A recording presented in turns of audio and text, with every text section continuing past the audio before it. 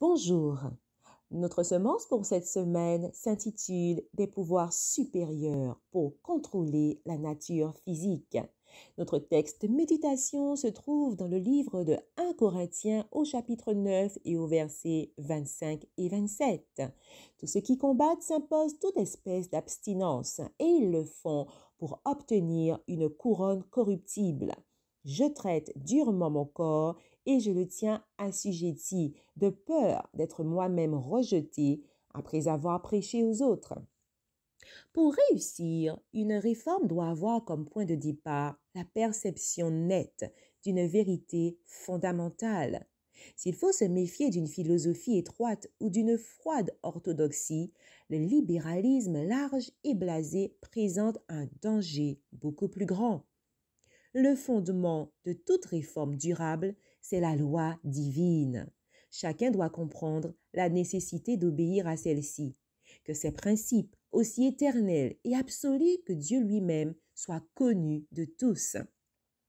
L'un des plus déplorables effets du péché originel fut de faire perdre à l'homme la maîtrise de soi-même. On ne peut progresser réellement que si cette maîtrise de soi est reconquise. Le corps est le seul intermédiaire pour élever l'âme et former le caractère.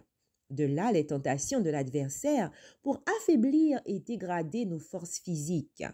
Son succès dans ce domaine lui assure la possession de notre être tout entier. Si une puissance supérieure ne maîtrise nos penchants, il causera sûrement notre perte. Le corps doit être contrôlé par les plus nobles énergies de notre être. Soumise à Dieu, notre volonté maîtrisera nos passions.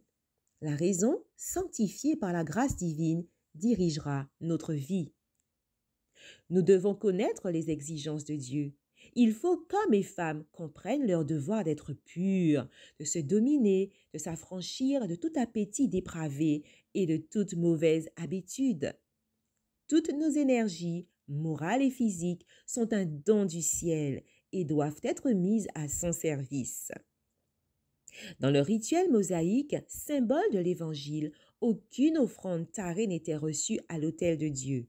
Le sacrifice qui représentait le Christ devait être sans tache. C'est à cela que l'Écriture fait allusion lorsqu'elle dit que les croyants doivent offrir leur corps comme un sacrifice vivant, saint et agréable à Dieu. Que cette semence puisse germer dans vos cœurs et produire une moisson abondante. Soyez bénis et à bientôt.